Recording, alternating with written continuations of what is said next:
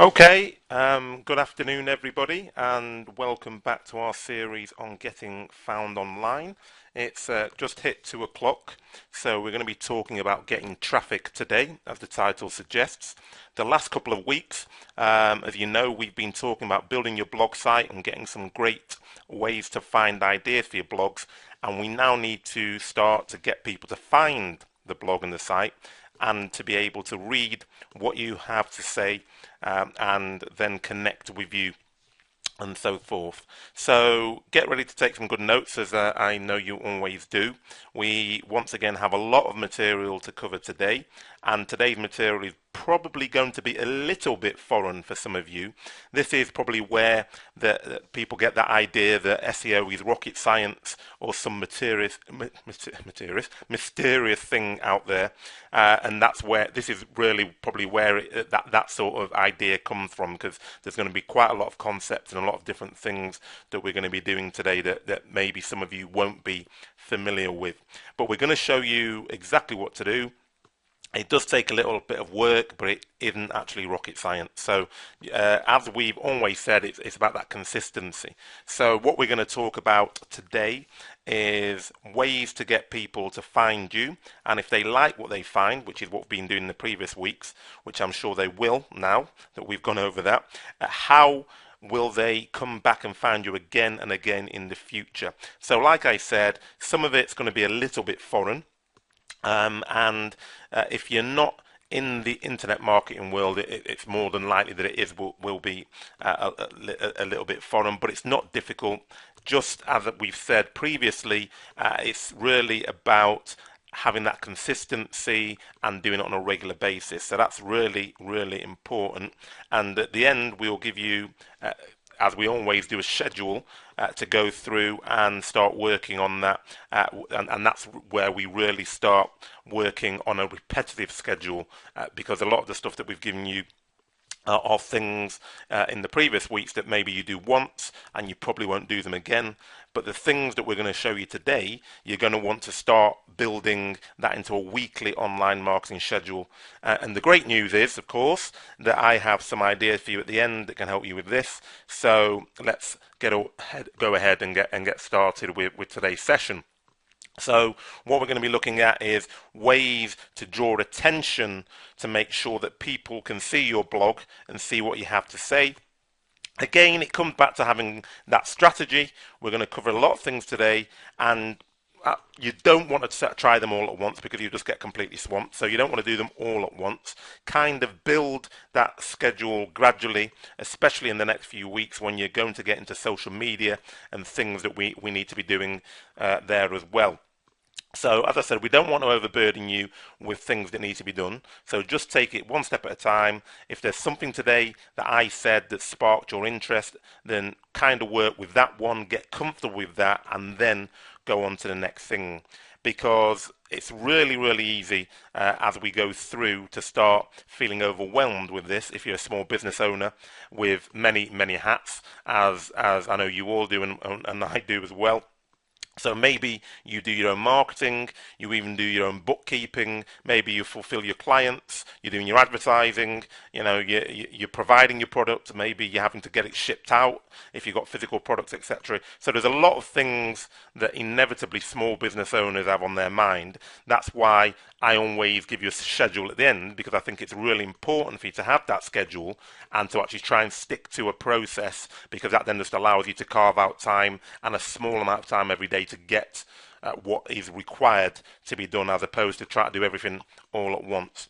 So one of the ways to get or to draw that attention is what I like to call off-site linking.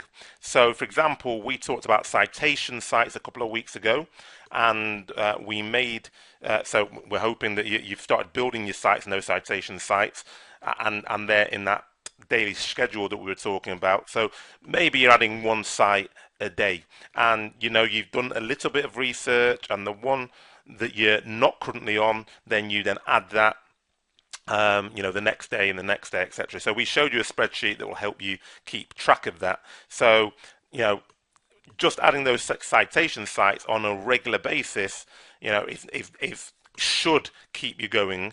And don't worry if that citation site is slightly obscure, or if you're thinking, who's going to actually look at that site. In terms of this particular area of, building those links, etc., then we're not actually concerned at this stage with who's looking at it. What we want is a link back to your site, and we're going to talk about the way to do that and make sure it's a relevant link as we move forward. So if you get a link back to your site, then Google can find you, and there is that link that they can then see that you're in a lot of different places across the internet, and we've talked about that before. So we're talking about off-site linking, using the citation sites. The other thing that you want to do and make sure you don't ignore is your email signature. So everybody at the bottom of their email, you need to have, we have a place to put your signature. Make sure when you put your signature there, you put your blog site as well. So a lot of people will always add the website, that's almost standard, but they often forget to add the blog site, and it may be one and the same as we've talked about in previous weeks, but if it's not, you want to make sure that not everywhere, but most of the places where you've got your main brand, i.e. your blog site, your website, that they're actually on the bottom of your email. So if you have both, you want to put both of those links in your signature line. And then some little tagline there to try and entice people, something like, find the latest information about XYZ, whatever it may be, or get help with, or, something like your health. If you're in the healthcare, get help with your health, get help with your business, or whatever it might be. And then just turn that into a link on your blog site. So as opposed to just saying www. At the bottom of your signature, you'd say get help with your X, and then you just link that so it then goes to your website. So what you try to do is just get something that entices people to go to it, as opposed to just having the normal signature at the bottom of that. And then also, on your business cards, make sure you have your blog site address on there. Again, if the blog site and the website are the one and the same, then most people will have their website on their business cards. But the important messages here is just make sure that those areas on the web which are important as a representation of your business, you have them in several places. So you have them on your business card, you have them on your email signature, etc., to make sure that people can find you very, very easily. So, it's on the business card, if you can, add a little reason why you want them to come there, what's in it for them. If you can, if there's space on that business card, it's always useful because not many people do it. So what you try to do all the time is differentiate yourself. So when people get a raft of business cards, if there's something on there that says, get help with your business, get help to increase your ROI, get help with your boiler if you're a plumber, etc. But there's something on there which actually entices people to go to that blog site. Obviously, you can't put a link on your business card, but you can put the blog site and then just put a little caption next to it around why they should visit that blog site. Visit us too, and then put the blog site. Okay, so those are just some of the things for you to know about off-site linking, and then we're going to talk about today on-site or internal linking on the internet, and we're going to talk about social bookmarking a lot today. We're going to also talk about blog commenting because, we're going to talk about ways to find other blogs in your industry. And this is really important because one of the things that Google really, really looks for and really looks at is relevant links. So that's why it's important to start blogging or relevant blogs. So a link from a dentist blog site over to a plumber site doesn't really make a whole lot of sense, and Google will discount those kind of links because they know and they can see that it's just there for the purpose of linking. It's not there because there's any real relationship between it or to enhance the experience of the person who is reading that blog. So you want to make sure that those links are relevant. So if you had a link from a plumber in Manchester to a plumber in London, for example, that does make sense because you're both plumbers, you're just in different cities. So there's lots of different places you can go to, as we said, citations, sites, blogs, etc. And that makes sense. And it's relevant, and that's what Google is looking for all the time. It's relevancy. You want to make sure that you're commenting on those sites, and we're going to get more into blog commenting as we go through. Then we're also going to look at pinging. Most people are probably thinking, what on earth is pinging? Well, pinging is just a way really to alert the search engines that you have a new post, that you've made it, or that you've made a change. So when you have a new post, you ping it so that the search engine knows to then crawl the site because you've got a new piece of information on there. And then when you make updates to it, then you want to ping it as well so that the search engine again alerted to that change. And we're going to talk about that and how to do it. We're also going to talk about what I call JV or joint venture partners, and I believe I mentioned this in previous webinars, but I think it's one area that is really, really overlooked in the local marketing world. Now, if you are involved in internet marketing, like I am, and I know some businesses out there are quite involved in internet marketing, but if you're involved in internet marketing, the concept of joint ventures is standard, and it's possibly one of the most common ways that people enhance their marketing capabilities via joint venture partnerships. But within the local marketing world and businesses I've worked with, I've noticed that they don't really do it. So we're going to spend a bit of time talking about that and how that can really enhance what you do and accelerate your business results. So people, as I said, who do blogging online and sell product, they're familiar with that concept. So in terms of social media, we're going to spend a little bit more time on social media, but we're going to get into social media in depth in some future webinars. So we are going to talk about it, but I'm not going to talk about it in superb depth because we're going to have specific webinars around Facebook, around LinkedIn, etc. So we're going to touch on that because I think it's important in this particular session. So along with relevant links, I'm just going to mention here that you want to make sure that about 30% of your links are coming from local businesses and local websites. So, for example, what we're talking about here is businesses. Not businesses, but local websites such as the Chamber of Commerce. So the fact that you're listening to this webinar would indicate that actually you're already involved with the Chamber of Commerce. But where you have an opportunity, where they have a blog on the Chamber of Commerce, then if there's comments, or should I say, if there's blogs there, then go onto the Chamber of Commerce website, make comments on it. And then put a link back to your website and make sure it's a relevant comment and a relevant link to the particular blog post that's there, because these websites have very high authority and they're local and you're a local business, so you're trying to really get those rankings and those good quality backlinks. So things such as the Chamber of Commerce are really, really good. The same thing with other local organisations that you may be involved in. If you're part of any networking groups that have a local website that can give you a valuable link back to your business, then make sure you get on those. Or maybe it's a local Rotary Club or something of that nature. So whatever it is you're involved in, if there's any way to get a link from their site back to yours, then you really want to do that. And another way is also press releases, and we mentioned this I think in either the first or second webinar, and we'll talk about this in future webinars in a bit more depth.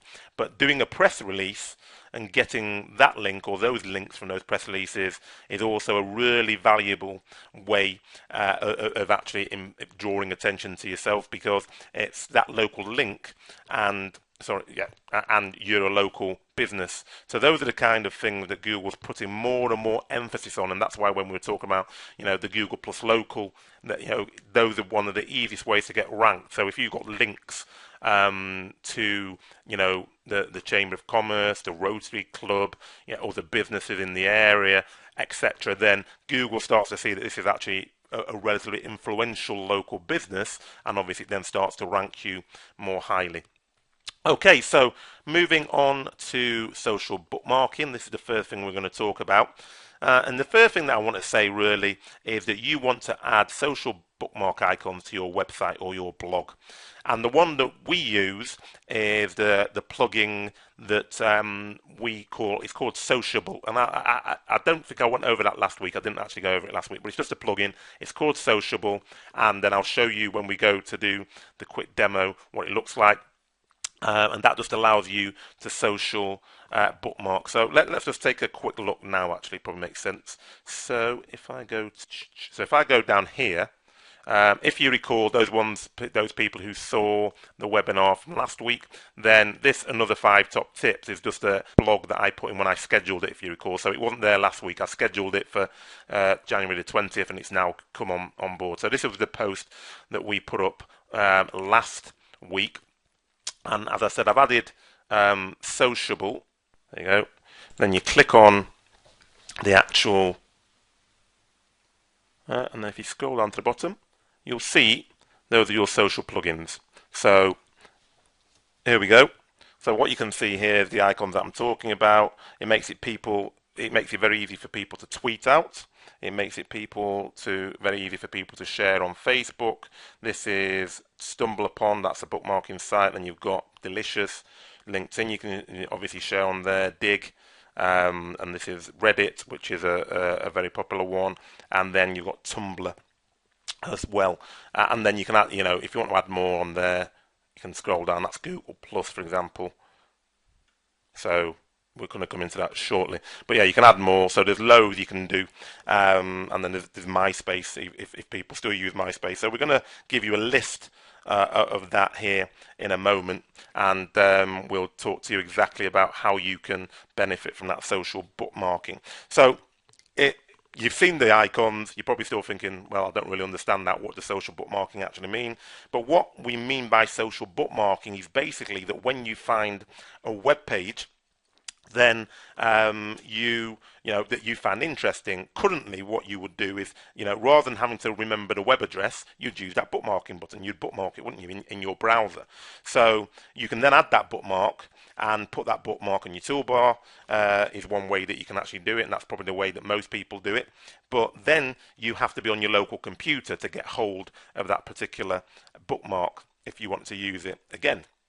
So what these sites do is that they're sites that have been developed so that you don't have to be on your computer. You can then do this on the internet, and you can bookmark a particular blog post that you found interesting, and then everyone else can come and look at those bookmarks as well. So it's not just you that have that bookmark, i.e. you find a post, and we were talking about finance last week. You're in the finance niche, you read a really interesting article on finance, so rather than saying that I'm just going to bookmark that to me, and then maybe later I'll start going to all these, going to LinkedIn, etc., and then, posting out that particular article. You just come onto that particular blog post. If it's got one of those tabs, then you just click on it, and then it will actually bookmark it onto one of those sites, and that then means that everybody who's a member of that site and can actually see those particular bookmarks as well. So you can then browse through the things that other people have also decided are worthy to look at. So it's not just the fact that you can see that they can see what you've bookmarked, but you can on those sites see what other people have bookmarked in your niche, in your area. So that's really useful. So some of these sites that we're going to talk about, things are like Stumble Upon and all, I think I've got that on here. Yes, bookmarks internal page with keywords. So you've got some of those sites which are things such as Delicious, Reddit, Dig, and we've talked about that. And we're going to go through how you can go onto Google and find many, many, many more of those. But these are possibly the most popular ones where you can go and, like I said, it just puts a little bookmark on that. You give it a description, and then when somebody's searching for finance or real estate, if you're you're an estate agent, then your particular article will show up, and they can then have a look at that as well. So it's really important to add those social bookmarking icons to your website, because for two reasons. Number one, it's really easy for you then to actually bookmark it and then put it on these sites. But also it means that if someone else comes to your site, if they see it, then they can bookmark it as well. And obviously if it's bookmarked in several places, going back to a link to your site, then that's really, really good, because it shows that people are finding the information popular. So let's go back to that page. So just to talk you through the easiest way to bookmark a site is when you have those small icons obviously already here, and we have this blog post, which is just remind you the 5 top tips on how to maximize the benefits of income drawdown. And then you come down here and you can tweet out, you can Facebook it out. What I'm going to do, shall I go to this one? I think Stumble Upon, and then Great, yeah, this is my first edition. Is this safe for work? Yes, it is. What's this page about? Let's just say finance, if finance is on there. We've got financial planning. So add tags, and then in the add tags, all you're doing is adding. Let me just put the keywords: income drawdown, retirement, income drawdown, and then we'll leave that. And then you can write a comment. Let me just, in terms of what I normally do when I'm writing a comment, is I'll just take the title or the first paragraph often. In fact, let me just take the first paragraph. Go back onto Stumble Upon, click on there, English, add this page. And then you've added basically a link. You say a web page address, it's got a web page address, and you've added that first edition. So that's the first one, and that's as simple as it is. And then you've then got a link back from that specific site, which is obviously really useful. So I think it actually says in that Stumble Upon that the comment is optional, but I never leave it as optional. And once you've done that, whenever you have a new blog post, my suggestion is that you go in, add it to Stumble Upon, and make sure that you've obviously got an account there. Now, I've got an account there, that's why it recognised me. If you haven't got an account, all you would do is, as we did with the citation sites, go in, add a citation, so add log in, or should I say sign up to that site, and then once you've signed up, then every time you click that, it'll just go straight into there. And then we can do exactly the same thing if you go to dig. So submit to dig, and as you can see there, you don't have to put all the information in. But the great thing about the buttons, and this is why I suggest and recommend that everybody have these buttons, is that you don't need to start writing loads of stuff in, because as you can see, it picks up immediately because you're going from that particular blog post. It actually picks up that link. So then you just submit that to dig. Doesn't seem to be wanting to do it. So sometimes I refresh, submit a link to dig. Let me just come back because I think, right, so there we go. So that's what I said. If you're not signed in, it'll ask you to sign in. For some reason, my web is not working, which is interesting. Let me just try that again. So let's go to dig.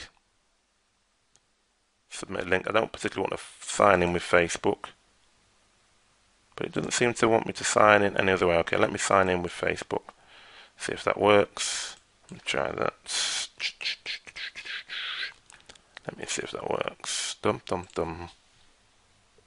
Okay. There you go.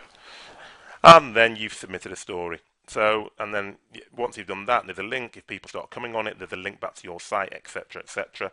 And that's exactly what you want to achieve. And then if we come back here, then obviously you can put it on your Facebook site. You can tweet it out if you wanted to. So the real good thing about this is it's a real simple plugin. It draws attention, so as people come down to the bottom of it, they're encouraged to start sharing that information, and that's really important. So as I said, I've clicked submit there, and then is there another one? Let's have a look at it. Yeah, delicious. I think that's delicious. And I'm just going through these now so you can just see the different ones, but they're very similar. On my browser, what it decides, it sometimes messes about, I don't know why, and I have to keep refreshing to get it to open up. But yeah, there we go. So as you can see here, this is also pre-populated, which is great. So it's got the URL, it's got the title in this one, and again, you then put your tags in, so income drawdown, retirement, income drawdown, and I might just put in wealth management as well. And in the comment, again, I've still got that thing saved yet, and then you just put that in, and then save link. Sign up with your Facebook. Okay.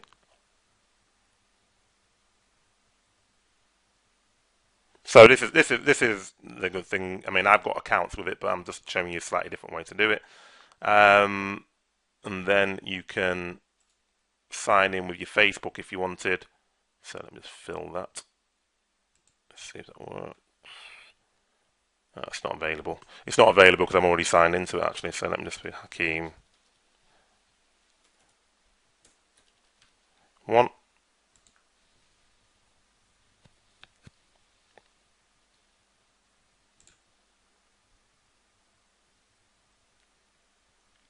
Oh, interesting. There we go. So you're the first person to save the link. Discover more links on Delicious. So that's as simple as it is. And once you've done that, that link is now on Delicious, and it's already in there. And you've then got a link back to your site. And as we said before, if somebody then decides to comment on it, then that obviously is a comment on your link. And this is the way you start building links to good authority sites and help things being found. So as we put there, it picks up all the information from the actual blog site. So it doesn't take you long to do it. It's really easy to do. Now these are some of the most common ones that we've got here. As we've said down across the bottom, you can add some different ones. And obviously, if you're on someone else's blog site, then you can click like, you can share it on LinkedIn. There's a whole raft of things that you can do. So it's really, really useful to start going onto those and start to bookmark some of your articles. And as I said before, every single time that you have a new article or you've added new information to it, then I would just go to that social bookmarking. And there's loads and loads of social bookmarking sites. So for example, if I wanted to find some more, I mean, I would say work with about 15. You don't need hundreds, but if you wanted to find some more, just put social bookmarking sites. So let's say, for example, for whatever reason you didn't like the one that I've recommended, then you just go here, top 15 most popular bookmarking sites. And that's more than enough. There's thousands of them, to be honest. But these are the probably top ones because number one, they're the top most popular bookmarking sites, which means there's more people on them, which is what you want, and they're easily found, and there's be a lot of information on there and lots of stuff on there that you can go and work with as well. So 15 is more than enough. So if you wanted some more, just go there and find your 15 top ones, and just once you do a blog post, don't, as I said, do them all at the same time. Do a couple on one day. So say do Stumble Upon and Delicious today, then do Reddit and Dig tomorrow, etc., etc. And then when you then get a new blog post, do exactly the same thing. So don't make it so you just actually try to put everything on all at once, because Google may pick that up, that actually what all you try to do is really just get backlinks as opposed to posting relevant content. But also you don't want to be overburdening yourself. It's a lot easier just to say, right, I'll do 2 today, 2 tomorrow, 2 the day after, etc. And the other thing that I want to mention here is that on the social bookmarking sites, it shouldn't all be about you. If you find a site that you like, and an article that's particularly interesting to you, look below to see if there are those social bookmarking sites and go out there and then bookmark that. And do that for people that you work with. And as I said, we're going to talk more about that when we start talking about joint venture partners. But if you're an estate agent and there's a particular estate agent, lawyer, somebody who specialises in buying and selling houses, as in a lawyer, then and you work with that particular person or you work alongside that person, then if they have a blog site and they wrote something interesting, then go out there and then bookmark their site, and don't just make it all about you, because if you do, Google sees that, and then the bookmarking sites also see that, and they start taking down your bookmarks because they'll say, oh right, well, all you're trying to do is get backlinks, you're not really doing it because it's relevant. But whereas when they see a good range of bookmarks, that you're bookmarking some of your blogs, they're not all the same, over a range of topics, but you're also bookmarking other people's blogs and sites on slightly different topics or relevant topics, then they see that actually, well, what this person is doing is good quality content, and they're actually not just focusing on themselves. So it's really important not to be seen as self-serving. So Go out there, be as sociable as you can. That's what it's all about, and that's obviously why it's called social media. And bookmark other people's sites as well. So, moving on, we're now going to talk about blog commenting. First of all, we're going to talk about finding places to put your comments, and some of these blog commenting sites will let you put in your name and your email address. Again, use that Gmail account. If you recall, in I think week 1 or 2, we talked about setting up a Gmail account which allows you to set up all your citation sites, and we said set up a different account than your normal business account, because you're going to be getting a lot of, especially when you set up the citation, you're going to be getting loads and loads of emails coming in, asking you to verify, etc. So you don't necessarily want all of that in your business account. So use that account. And then go in to your website and into the website and start commenting. Some of them will only allow you to comment, but it will say that HTML is available. So in other words, it won't say, so you won't be able to just cut and paste all of your information in there, like your website, your blog site, etc. In some of these sites. But you might only allow to write a text comment, but then it will say, all right, HTML is accepted, and then there's some code that, and this is all the code you're ever going to need. So, this is the code that you then have to paste in. So all it is those, I can't remember what they're called, those sort of like brackety things, ahref equals, and then you put your basically website address, and then you close it off, and then keyword.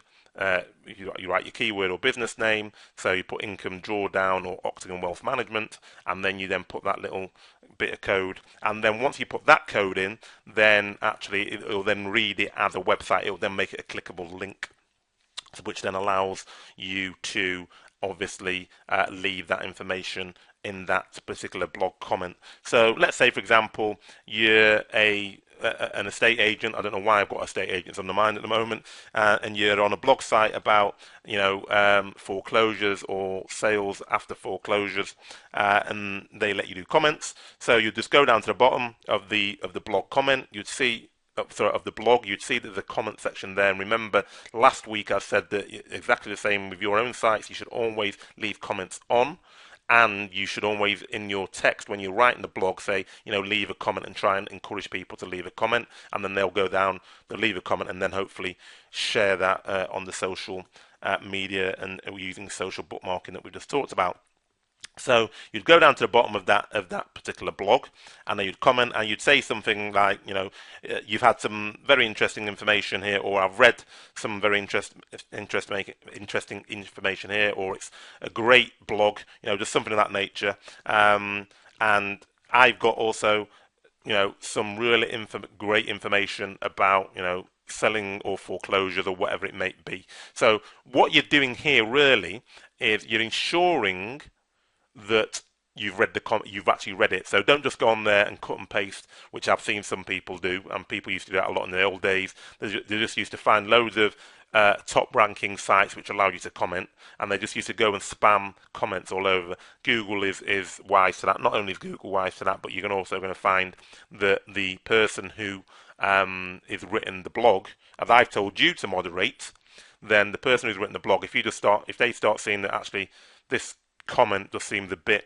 detached from the actual blog, then they're probably going to delete it actually, so it's not going to do you any benefit. So as I said, it's about being social, it's about interacting with other people, and if it's a business that's allied to your business, then it's possibly somebody, as we'll talk about when we get to joint ventures, that you might want to get involved in. So make sure that you've actually read the article, at least skim it, and then put a comment, as I said, like, read the article, it's really interesting, thanks very much for sharing, I've got some information about the same topic, whatever that topic is, and maybe put your keyword in, and then I'd really appreciate if you came across and looked at my article, or if I'd appreciate your input into my article, etc. And then just put your little link in there, and then people can obviously then come over and look at your blog or your article if they're interested. Because what you're trying to do is encourage people to get over to your blog, and then once they get to your blog, encourage them to get some interaction. So again, it's all about getting that traffic. We want Google to see this traffic in our website, and there's several ways to get the traffic to your website, and one of those is linking through those other blogs. So it's just how you put that that code in there, and how you put your website link in there. Just making sure that firstly they're relevant sites. So look for sites in your industry, because again, what lots of people used to do in the old days, and I think we call them black hat techniques, is they used to find high-ranking sites and then just put links to their site all over it, and then hopefully get a link back to their site. But Google, as I said before, is wise to that. We want to make sure that that you're actually linking to relevant sites. So it's all a consistent methodology where people can see actually this guy is in this particular marketplace, in this particular niche, estate agent, plumber, wherever it is, and then Google can see that actually everywhere that they look, where it comes about, and it talks about plumbers in Manchester, then you happen to be there, or estate agents in Manchester, because you go into a lawyer's site which is focused on estate agents, and they're seeing links back to your site. You're going to an estate agent in a different town, and there's a link back to your site, and then there's traffic coming from those sites back to your site. They go on the bookmarking sites, and they see links to your site and traffic coming to your site. So it's all about getting those relevant links around your industry, so you're actually building that like, know, and trust factor as we've talked about. So whatever industry you're in, you'll know the specific industry sites which are well known in that particular industry, and those are the ones that you want to be looking for, to be making sure that you're commenting on a regular basis, and then you're putting links back to your site. And where you can't put a link, then you put that code in, etc. So we want to ensure that we're putting those in there, but also, as we talked about before, you want to know what people are saying on those sites, because if you're going to sites in your industry, then you're going to have people talking about what's going on in your industry, and again, linking back to what we said last, and I mean not linking as in linking on the site, but linking in terms of mentally back to what we said last week. Then it's really important to know what's going on in your industry, because then you will know what you can write. It'll give you ideas about what you want to put on your blogs, and that actually, if there's a specific topic which is really hot, so for example in wealth management at the moment, there's lots of stuff about pensions, there's lots of stuff about annuities. So if I'm going on blogs and I'm commenting on that all the time, then that makes sense that actually maybe I should be writing about pensions and annuities, because everybody else is talking about it. So if I then put a link on somebody else's site back to mine about annuities and pensions, it stands to reason that people are going to be interested and are going to come back to my site. So it's really important to go to those articles, make a comment on those, and those sites that let you put your name, your email address, and your website, and then you have a link back to your site. And I'll make a mention here that on most sites, they will not see your comment right away, i.e., when you put a comment on there, it won't automatically be published, because just as I've asked you, and you want to moderate yours, then the people will tend to review by the blog master or the moderator or whoever it is will want to review that comment, and we mentioned that on your own blog, as we said. So this is obviously just a way to prevent people from spamming it, so just putting loads and loads of links on there, but also, there might be a competitor who goes there and wants to write something derogatory about you or somebody else, so that's why people always want to ensure that they moderate these things. So I encourage you to put the comments in there and relate it back to what was written, and I'm just focusing on that again because I think that it's really important to make sure that you actually have that respect. SEO is trying to improve your rankings, obviously. It's trying to improve your business, but I just believe in that reciprocity. If you treat people well, they'll treat you well, they'll trust you. So skimming at least the article so that you know what the article's about. Put in a comment if it's good, great. If it's not good, don't put it's good, because people will then know and it probably won't be that popular. But if it's good and it's got some good points, if you can and you've got the time, highlight the points that you liked on it and then put a link back to your article so it's really, really relevant.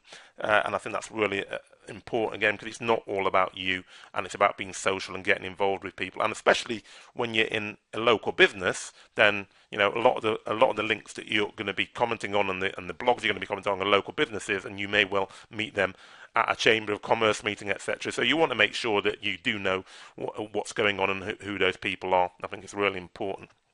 That's just an aside, so I get off that little soapbox. So as I said, you want to connect with others in your industry and comment on their blogs. We've already talked about that. So, and this is not just the local business, but as we've talked about before, if you're a Manchester plumber, you want to go to a blog on a London plumber and then see what he's talking about. If there's stuff relevant on there, comment on it, and then link it back to yours, and encourage them to come back to yours. So that's pretty standard. And what I say is it's not a hugely time-consuming thing. If you did about 2 to 5 comments a day, how long is that going to take you? It's not going to take you any real time. It'll take you about 5 minutes, maybe 10 at the outside. But if you build those links back to your site, that's going to have a significant impact on your business. And it's really just about consistency over time.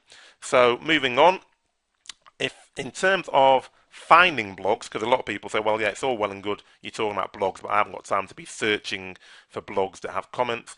It's a real easy way that you do it. If you go into your URL, and we're going to do this live in a minute, if you go into your URL in your browser and you just put in inverted commas, you put in your keyword phrase, so let's say income drawdown or wealth management. And I'll probably use wealth management because it's a broader term, but then you put wealth management, you close off those inverted commas, and then you put in URL blog comment, and then you got that in inverted commas. And that then will then pull up all of the articles or the blogs in your particular area, that keyword phrase area, that allows you to comment on that blog. And that's a really useful little shortcut to know, because it just means that as opposed to just keeping, going through, because what a lot of people would do is they put in wealth management, then they'll go through, then say, oh, that's a nice blog, go on it, oh, I can't comment on that one, then they go on the next one, oh, I can't comment on that one, and so on and so forth. What this allows you to do when you put it in like this is it means that that the search results that come back, every single one of them allows you to comment on it. And that then shortens the amount of time that you have to waste looking for comments, and then you can then go back to those blogs and then comment on them on a regular basis, or see what's on there on a regular basis. So that's a really useful thing, I think. And then when you find them, keep a list of those sites where you can post the comments, and what I do is, that spreadsheet that I've shown you, the spreadsheet that I keep for all my clients, where it has the keywords, it has, the citation sites, etc. Just stick another section in there where you have, blog comments, and then you can just put them there, and then you can keep a track of them, so you know which ones are good and which ones you're going to be posting on a regular basis. So it makes it real easy to find those sites in the future. And again, you might want to combine commenting with social bookmarking, so that when you're on a site, sometimes you want a social bookmark it. Other times you want to, put a comment in there, and you can mix and match some of those things. Don't overdo it. Again, make sure it's natural. Don't always put, right, I'm gonna put a massive comment and a link back to my site, then I'm gonna social bookmark it, etc. You can do, but just mix and match so it looks natural, and it's not always just about you getting as many links as possible, even though that's what we're going to be focusing on doing. So if I just nip to here again, so I'll just show you what I was talking about. So if we go into the URL and you do wealth management, I don't think, anyway, today it is wealth management, keyword in URL, blog, comment. Wealth management, yeah, that's right. Let's say that a minute. And there we go. And that should then take you to the site which allowed you to comment. So let's go in here. So you click on there. Yeah, and there we go. So this is a comment, and this is what's nice about that little shortcut. It's a really nice trick. This is about mutual funds and key holdings, wealthmanagement.com. I'd read that, I'd scan through that. Not a great article actually, but anyway, I'll scan through that, and then I'll just add my comment here. I'll put my name, I'll put my email, I'll put my website, as I said. Some of them allow you to do that. Then you'd then put in your comments in there, and then you'd submit comment, And then obviously, as it says here, you can notify me of any follow-up comments, notify me of new posts. So there, this is just making it easier for you to follow them. And again, these are social box down the side that you can. That's that Reddit, I think. That's if you want to email it. That's if you want to Google Plus it, Pinterest, it, LinkedIn. I think that's I can't remember that Stumble Upon, I think. So everything that we've just discussed, you can do that. If I go back, let me find another one. I want to find one that maybe doesn't let you do it.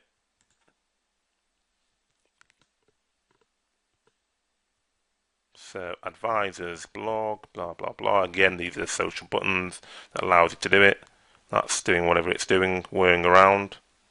I'm assuming that that's going to let me put comments in when that stops whirring, but it's not stopping whirring, so I'm going to move on in the interest of time, otherwise we could be here all day. So let's try that one.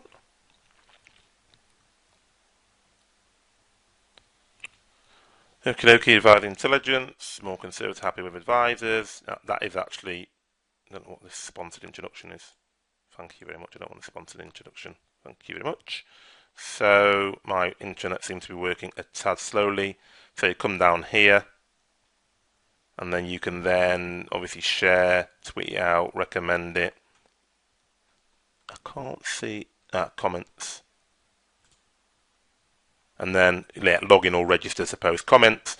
So that's this is just an extra security to make sure that you're keen to read and keen to post comments, and obviously then they have your email address, etc. But if this is an interesting site for you, then you'd come down here, log in or register to post comments. So obviously if you're not logged in, you'd register, and then once you're registered, you log in, and then you put the information in. So it's really very, very simple. It's not difficult in the slightest, and it really helps to start, getting your social presence across there. And also, what I find is it's really, really useful because it allows you to start getting an understanding of what's going on in the industry, because there'll be articles on some of these sites which actually you've probably never thought about or didn't know about. And not only are there articles, but you'll actually find some sites that maybe you weren't aware about before. So it's a really useful tool to get in there and actually then start seeing what you're going to talk about, and then commenting on it, getting links back to your site, tweeting it out, sharing it, using these, emailing them, LinkedIn, etc. And as you can see down here, they've not got as much as we've put on ours because it's probably they have a slightly different objective than we have potentially. We're a local business and we're trying to get as many people on here as possible. Not on here, on our site as possible. So yeah, it's as simple as that really. Let's go back to the site. So yeah, and then just up here, I forgot to mention when we're looking at finding blogs, then you've got some of these up here which have I've put edu and gov, because sometimes if you put that in the site, they have very high, depending on the industry, edu and .gov are always quite high authority sites. So if you can find a good authority site where you can actually comment on, then that's obviously going to help your rankings significantly. And I've said that just before we changed over, combine commenting with social bookmarking. So okay, moving on to external blogs, and these are some of the other places where you can take a blog post that you've done and then repost it. And this is good because you don't have to actually then, or should I say, you don't have to rewrite it, but it will give you a link back from these sites over to your site, and these sites are high ranking sites. So I'd mentioned Tumblr previously, and you can blog on there. And then you got blogger.com, you got blog.com, you got Squidoo Lens, you got a whole raft. So as I said, you got tumblr.com, you got blogger.com, you got blogs. And you got hub pages, which is actually an interesting one. So basically what this is it's a blog. So you actually create a blog. So as opposed to, just to clarify, what we were doing before is you're just taking one of your blog posts and putting it on a social bookmarking site, or you're going to another person's site, and then you're putting a comment about their blog and then linking it back to your site. Now on some of these sites such as Tumblr, then yes, you can actually post, as we've said, it's a social bookmarking site, but also also a blogging site. So the easiest way to show you that, if I go to Tumblr, no, wrong one. So if I go on here, let me just go back to that, see if I can get in it through this way. If I go into Tumblr, yeah, that's already one we've already got. So as you say, it says create a post in my blog. Well, I'm not going to create a post in my blog. Now this is interesting. Link text.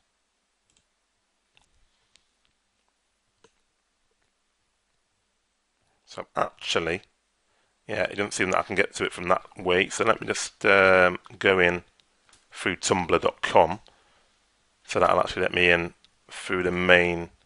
And as I said, if you haven't got an account, just sign up for an account. Yeah, save that. As I said, my Chrome is messing about at the moment. So as you can see here, if this is a Tumblr, if you've got an account, if I wanted to put a link in, I'll just click link in there. You can put posts in, etc. But if I want to create a blog, then I can just create a blog here, create a blog, and then you'd put in the title, you'd put in whatever URL you want into it, and then you'd then create a blog, and you click there. I'm not going to do it because I've already got some. But say, for example, I've got finance here. I'll click on that. And then in terms of posts, then I can then come here, because you've created a blog. That's actually a separate blog. I can then come here. I'll then take that. Let me not take that because it's going across. There we go. Take that. Click it into there, the title. And then I can actually literally just take that whole blog, because that blog, that's mine. I've written it, or it's on my site. And then you've done the same thing, and then you'd post it. And then that's then posted to your blog. And that's a blog. And then, just as we said before, if you go on there, you'd have, this is my blog. So if you then wanted to have a backlink, you can have a backlink to this. And you can have a link from this to your site. So again, what Google is saying is actually, he's got his own blog site.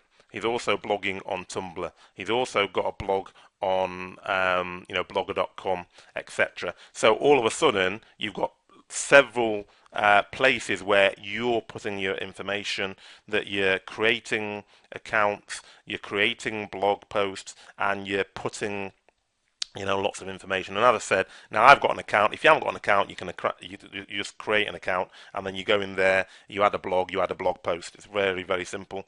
And then it puts a link back to the article where you've written it on your site.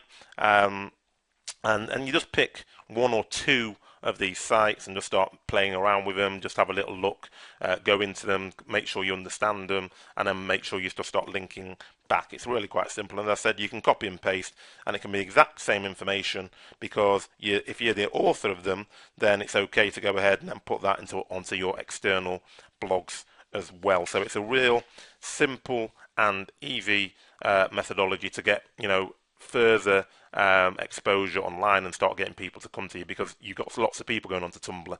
So people might go onto Tumblr before they find your site. People might go onto Tumblr and see your blog and then be diverted to your site. But even if they're not diverted direct to that blog site, they'll have all your information in that blog, so they might call you because they think it's an interesting site or start commenting on it. So it's just, again, finding opportunities to ensure that you're actually being found in many, many different places. So if you think about it, what we talked about, you're going to be found in citation sites, you're going to be found on your blog, you're going to be found on social bookmarking sites, you're going to be found on these external blogs, you're going to be found in lots of different places. So moving on swiftly, because I can see we're running short of time, then pinging, as we discussed before, is, as we said, it's the search engines and how the search engines will find your site, your new updated blog as well. And the search engines will actually find it probably within 24 hours under normal circumstances.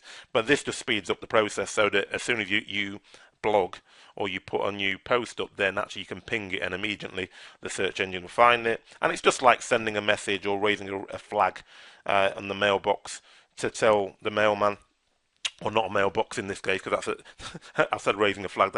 That's a very American. Oh, there we go. My computer's not been backed up today, allegedly.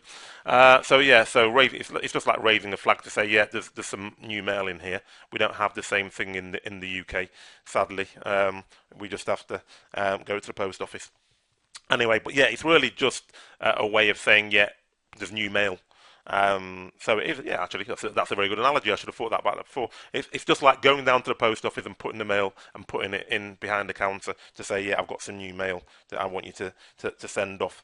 But you're telling the search engines, there's a new post here, and I would want you to crawl it and take a look at it. Okay, so in terms of the sites, again, there's always sites for these, and they're free, so you don't have to worry. There's Pingler.com, there's Pingomatic is another one, and also there's a WordPress plugin, a free WordPress plugin, which is called CBNet Ping Optimizer. So you can just put that on your site, and then it automatically pings out every time that you do a new post. So that's obviously useful, and you can just install that as you'd normally install one of those. And then every time you update your article, every time you put a new article on there and republish that particular blog, you don't have to manually then go and start pinging it out. But if you do want to do it manually, then you'd go to one of these sites. So you just go in here, and again, these are all very simple, pingler.com.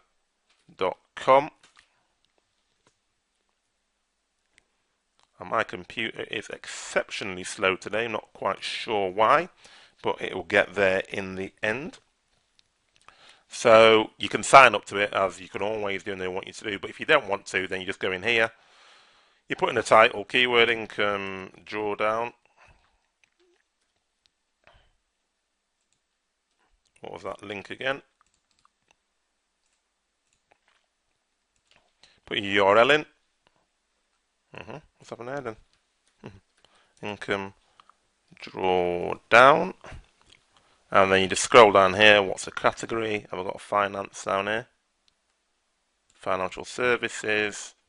And then this just tells you all the places it's going to ping it to, all the search engines. And then you have to put this thing in, the little broomstick, sorry. Never seems to work when I do them, but let's hope that live it'll be kind for me. Whether it does or not makes no difference. That's basically what you do. Excuse me. And then, yeah, excuse me. Let me just take a drink of water. Yeah, so starting ping process, and it does all that. You can put your email in there if you want it to be reported to you. But pretty much it'll just say, yeah, it's been done, and these are all the things that it's been pinged to. So you can ping in there. And there's basic packaging in there. You don't even need to use those packages. You can just do it like I've done if you want to do it. And if you're doing a lot of pinging, then maybe you do want an account, because I think there's only 5 things a day or 5 articles a day you can ping. But to be honest, that's probably enough. But to be honest, I always say, if there's a WordPress plugin for it and you can automate it, then I would always say that that's probably the easiest thing to do. Then of course you've got ping.com, sorry, pingomatic.com, which is just another one. And then exactly the same thing, you put your blog name in, you put the URL, and then we didn't talk about RSS because it's becoming less important. So I didn't want to focus on that. I felt there's enough to talk about. So yeah, you just stick that in there and then send pings. So there's loads of different ways of doing it, very easy. But again, I reiterate that for me, I always like to use WordPress where I can. So just finishing off with JV partners very quickly, and then I'll just do social media and then take a couple of questions. So JV partners, so like I said earlier, it's an area which is overlooked by local business owners, and it could be a big help if you can find somebody to work with, that you can share the workload. You can do some blog posts with them or for them. They can do some for you. They can bookmark for you. You can bookmark for them, etc. It's really a partnership where you're working with a complementary business. Somebody's allied to your business and they've got a blog and you can work together. So that's really, really useful. We call them or we try to work with what we call spheres of influence. So, for example, if you, you know, a pest control company, and you've got a handyman or a landscaping company, there may be a complementary overlap there where you can actually work with each other, and you're all in the same local area. Then that can be something that's really useful to work together. And then obviously businesses in the local area or a same business in another city, as we've discussed that before. And you've got guest blogs. You have some sites which allow guest bloggers, so try and find those in your particular industry, and then you can go on write on that, and then you can go to their social media site and then put on a Facebook, or wherever else that they've got a presence, and then you can start improving your presence because you're working with a partner, and it just means that it's a lot easier for you to work. So you can like each other's blogs, etc., and you can just go in and tag that on social media, and we've spoken about that. Okay, so yeah, sharing links on social media, liking each other's blogs, and then tagging. Okay, so quickly onto social media. We're going to, as I said, get into that much more in other webinars in the very near future, but I'm going to emphasize that you need to have a strategy for social media. That's the key thing. So if you haven't got one, start thinking about why you need one and how you can do it, and I'll talk you through that in the future webinars. You need to know what you're doing and make sure that when you're doing a blog post that you're going out to all those different sites, as we've discussed, and doing a comment and then linking it back to your blog post, and that you have and that you're posting on a regular basis on social media. It's all about consistency. I keep going on about that. So yeah, said that. More on that in future webinars. So questions. We've run short of time. As I said, as always, there's a lot of stuff to get through. I'm hoping that's been useful, but really what this was all about was really just trying to find out how much time you can carve out to make sure that you're social bookmarking and that you're getting yourself found, because all of the previous webinars that we've done are all very, very much about actually building that website, building that presence. Today is about, okay, you've built that presence. You know where you are. You might know some people and have a few people. Google may well have started to rank you, and you're moving up. But what you want to do to ensure that you move up those rankings very quickly is to start doing all these things: the social bookmarking, the blogging, etc. And then, of course, it does help you get ranked, and Google takes notice of all these things. But what also is important, that people in your local area, because if you're obviously blogging a lot and then you're putting stuff on Chamber of Commerce, you're putting things on into your local Rotary Club site, and you've got links back to your site, that's great for Google, but also the people who are going to those sites are seeing you, so you're improving your profile all the time. So I'm just gonna. Now, I'm not. I was going to go to LinkedIn, but we're over time, so I'm going to save the LinkedIn session, because LinkedIn is an absolutely phenomenal, basically, tool for really driving your opportunities within the business arena. And I've already written an article, and that's on the Chamber of Commerce site. That's part one. Part two will be coming out, I think, around February, around how you can actually really drive business from it. Because part one was all around how do you fill in the profile correctly, how do you put all the things in there so that you will get found in LinkedIn, and then I'm going to go through in a couple of weeks, I think it is, the LinkedIn, and really start talking about how you maximize your business on LinkedIn. But all I would say is, if you're not using LinkedIn, go to LinkedIn and create a profile. Very, very simple. And then when we get to the LinkedIn webinar, just follow me step by step, and we'll show you how to actually put your profile correctly, and then show you how, if you do it right, people will be contacting you, and even if they're not, how do you contact people in your industry, in your business, or people who are potential customers, to ensure that you can get the business that you require. Okay, so looking at questions, there's a question here about LinkedIn actually, and that's about, should you upgrade in LinkedIn? And LinkedIn is pushing you to do upgrades, but in my opinion, when you get started, I've got a premium account, and I can't remember, it's about £6 a month. But the only benefit of having a premium account is the fact that it allows you to see who's looked at you, and it allows you to I think it allows me to send a few in-mails. Now, all the in-mails are is that I can actually send an email to somebody who is not a connection of mine.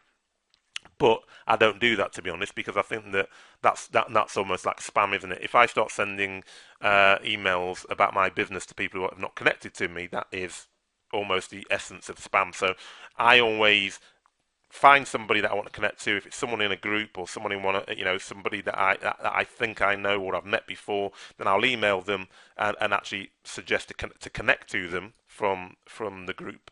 And that's really, really easy because you just go into your groups, and I'm going to go through all this. You go into your groups, you connect to them, and then once they've connected to you, then you can send them an email anyway. So the features of LinkedIn that they give you in the premium upgrades, and there's a variety of different upgrades, don't really enhance the platform that significantly, in my opinion. So when I go through the LinkedIn session, you'll be able to see that everything I do that actually will help you drive business is done through the standard LinkedIn platform without an upgrade. So I would probably say that you don't actually need to actually upgrade, in all honesty.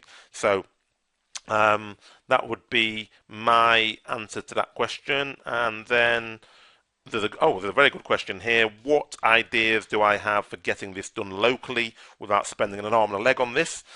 Which is always the question, because it's there's a lot of information today which is actually getting into the time-consuming things, and we still have our page to cover on what we're going to do.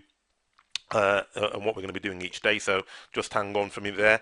And one area that I've explored a little bit recently, and actually it's been kind of fun because you're helping out in the community as well, is actually looking at local high school students, because they have. I'm not saying they don't do any work, but they have time in the evenings, they have time on the weekends. They can do a little bit of work for you. So if you find a high school student, and let them earn a little extra money and create a blog post for you and put the post out there, etc. As long as you give them good guidance on what you want them to do, then you give them a list of accounts that they can then go and create. And there's loads of little admin tasks that actually are time consuming, but they can do them. They can do them while they're watching TV, whatever they want to do, as long as they're doing correctly, and make sure you vet the work that they're doing. So let's say you want to do a blog post, and or you've done a blog post, you want to get it out on Stumble Upon, Dig It, Delicious, and all that sort of stuff, then you just give it to them, and they can do it, and then you can sort of like pay them £5 an hour, or something of that nature, or you can just pay them by the project, and then it's not expensive, but you'll get good quality, one would hope. And if you don't, then obviously you have to speak to them and then move on and get someone else.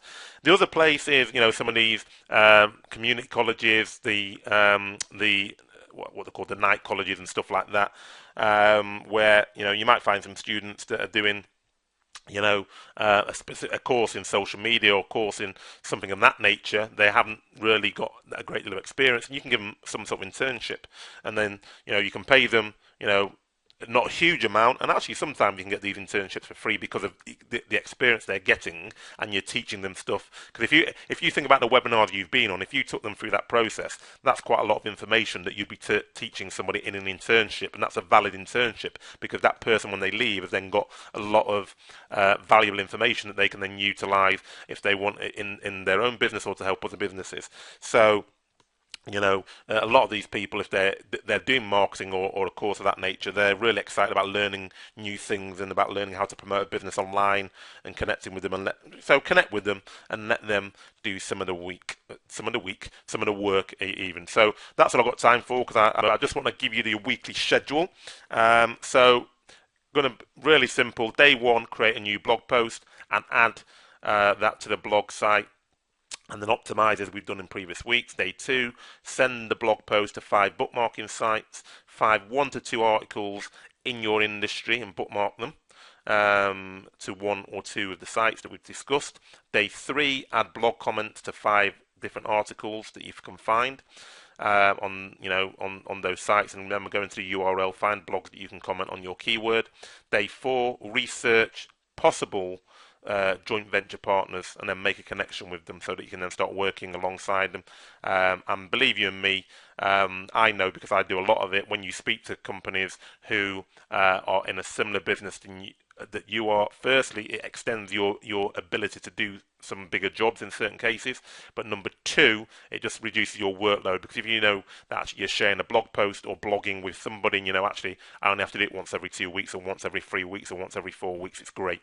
And then on day 5, add your post to one other blogging site. And that, I think, is it for today. Next week and the next webinar, we're going to start talking about social media, which is really my forte.